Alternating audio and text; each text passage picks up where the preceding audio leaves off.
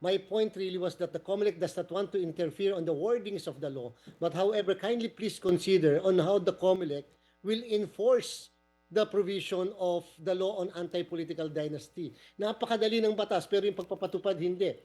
That's why, Ma'am Pinky, it is so necessary that the other provisions of the law, the Omnibus Election Code, should likewise be amended. For example, Ma'am Pinky, i-complicate natin ng konti.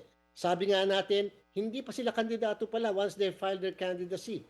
They will be candidates only during the start of the campaign period. Ilang months pa yun, Ma'am Pinky. Nag-file ng October, February pa sila kandidato. So how do you disqualify somebody who is not yet a candidate? That they will raise that issue.